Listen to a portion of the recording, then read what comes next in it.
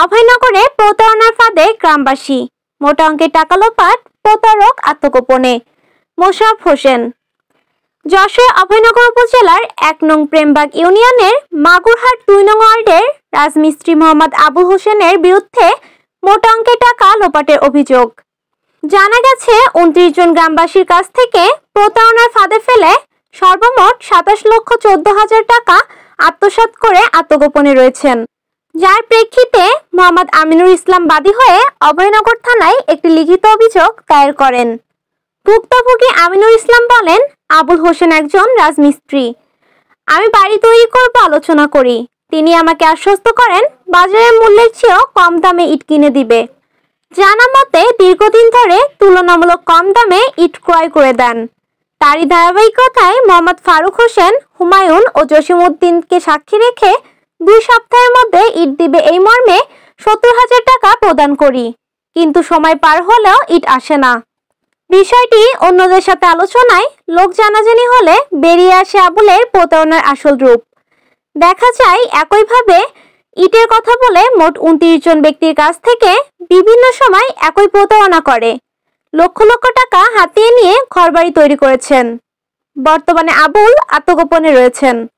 অপর ভুক্তভোগী বলেন, আমরা চাষাবাদ করে জীবন জীবিকা চালাই।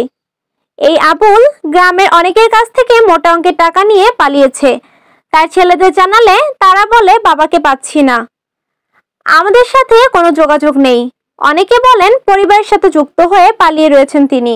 বিধায় পাওনাদাররা মিলে মাগুরার হাটে আবুলের বিরুদ্ধে একটি মানববন্ধন করি, যাতে প্রশাসনের নজর কাড়ে এবং তাদের সহযোগিতায় টাকা উদ্ধার হয়। আরেক ভুক্তভোগী বলেন, আমি কৃষিকাজ করি, তাই সংসার চলে। আবুলকে বাড়ি করব বললে ইট কম দামে কিনে দেবে, অনর্গল বিরক্ত করতে থাকে। এক পর্যায়ে তাকে টাকা দিলে সে ইট না দিয়ে পালিয়ে যায়। এ বিষয়ে থানায় অভিযোগ করা সহ তার বিরুদ্ধে একটি মানববন্ধন করা হয়েছে। আমাদের দাবি অবিলম্বে আমাদের টাকা যাতে আদায় হয় সে ব্যাপারে উপজেলা নির্বাহী অফিসার ও ওসি সাহেবের হস্তক্ষেপে কামনা করি। অভিযুক্ত আবুলের নিখোঁজের বিষয়ে জানতে চাইলে ছেলে বলেন, আব্বার ব্যাপারে আমার কোনো ইন্টারেস্ট নেই। গ্রামবাসীর কাছ থেকে আমার আব্বা টাকা নিয়েছে বিষয়টি জেনেছি, কিন্তু বাবাকে ৭ মাস যাবৎ পাওয়া যাচ্ছে না। তবে তাকে না পাওয়ার বিষয়ে কোনো লিখিত অভিযোগ করেছেন কিনা জানতে চাইলে তিনি বলেন, থানায় কোনো অভিযোগ করিনি। তার সাথে আমার পরিবারের কেউ কোনো রকম যোগাযোগ করার চেষ্টাও করিনি। তিনি টাকা নেওয়ার সময় আমাকে বলেনি, তাই এ ব্যাপারে আমার কিছু করার নাই।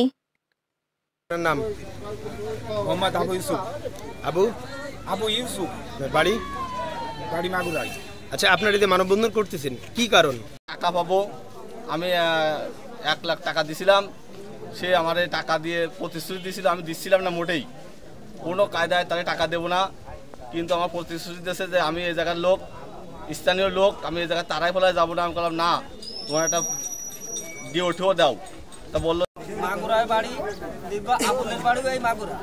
যেহেতু আবুল আমার কাছে ৪ বছর আগে ১ লক্ষ টাকা নিয়ে আমার ইট দেবে এটা বলে আজ ২ বছর আমার দেবে করে শুধু গুঁড়োই নিয়ে বেড়াচ্ছে, কিন্তু টাকা আবুল দেয় না। ইট নাও, ইট দেবো না, টাকা দেবো। টাকা